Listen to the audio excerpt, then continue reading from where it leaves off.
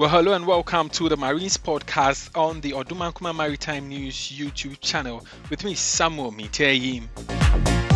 This week on the Marines podcast, I take a look at the never-ending pollution of the river Ankobra from the activities of illegal miners. So this week on the Marines podcast, we take a look at a report over the weekend with details how the river Ankobra is still being polluted by the activities of illegal miners. The Ankobra River in the Nzema East municipality of the Western region is currently experiencing a surge in pollution from activities of illegal small-scale gold miners who operate on the river despite occasional security swoops to stop their activities. The municipal chief executive of the Nzema East municipality, Dr. Elizabeth Asamoah, in an interview with City News, says the pollution has become a source of concern to communities along the river who depend on the river for water. In an attempt to curtail the activities of the group of illegal miners, there was a swoop by the Nzema East Municipal Security Council that saw the burning of 14 Shanfan machines as well as operational platform on the river being destroyed and burnt down as well. The reasons for the burning of the machines were emphasized by the MCE, who argues that this is because it takes time for the people to gather money and rebuild such a platform.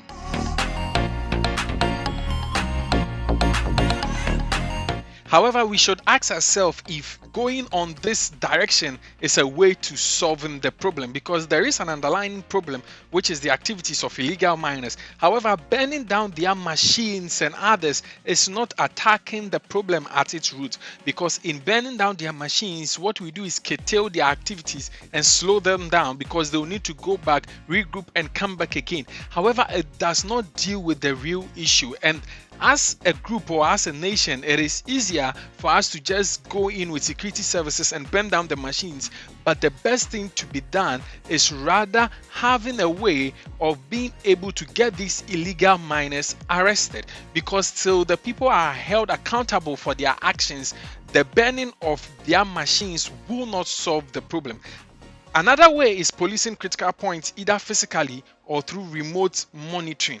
And by doing so, their activities are seen at the early stage and can be nipped in the bud immediately when they start moving on site to put together these machines again, rather than wait and when we hear of the activities causing distraction and people complaining before we move in security forces to burn down machines and destroy their platforms as well. So one means of dealing with this, one could argue, would also be the creation of income for these people. So when you create a means for these people to make money, then they would also be able to divert their attention from this.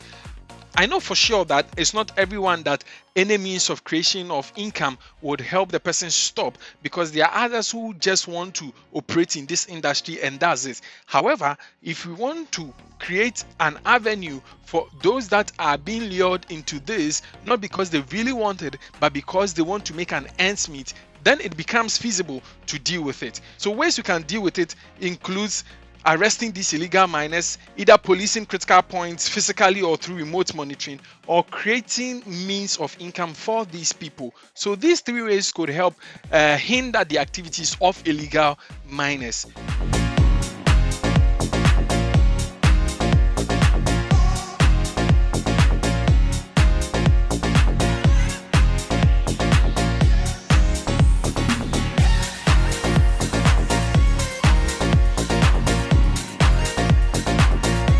To understand the gravity of these issues and how the mindset of the people is not well aligned to deal with this issue at the root level, reminds me of an issue that happened in 2014 when I was in high school during one presidential visit. The then president of the nation, His Excellency John Dramani Mahama, visited the premises of Ebuakwa State College within Kibi area. And when he was on the move to the Kibi area, just a couple of hours before his arrival via the chopper, we had these security officers, the military to be precise, invading the place because illegal miners were all over the institution.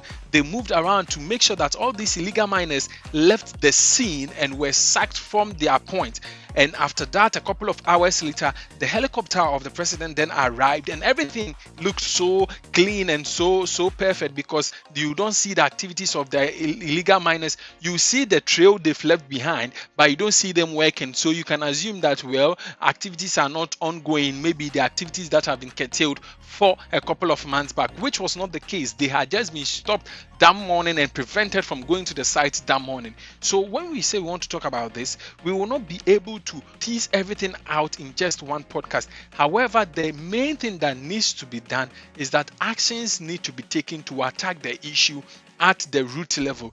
The burning of machines and machinery and platforms is not what would solve or prevent illegal mining.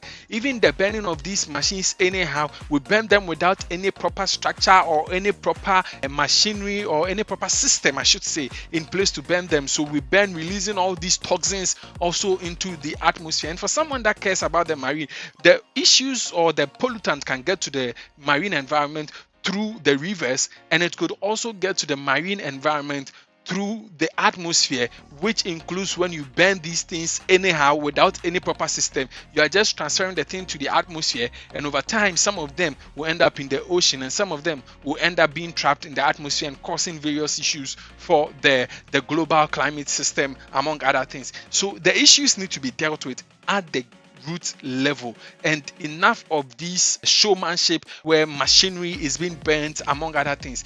The issues need to be dealt with at the root level. When you prune these issues and you try to cut it around the branches and all that, it does not solve it. You are just playing a chess game of financial power, because if they have the financial power to come back again, they do. And if they don't have, you win. And that is not the best way to deal with it. If the issue needs to be dealt with, then deal with it at the root level by getting these illegal miners arrested. I'm not saying it is a straightforward direction, but then there are means that we could use to get these people arrested, because these people are in the local communities of these areas.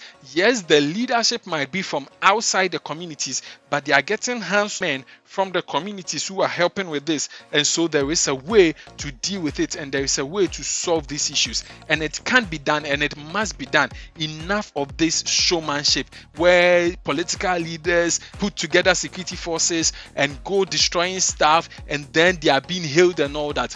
The issue needs to be dealt with. Get these illegal miners arrested. Get the people who operate these things and machinery arrested, because some of these people have the means and financial power, and they are people that are known, but they are not being stopped.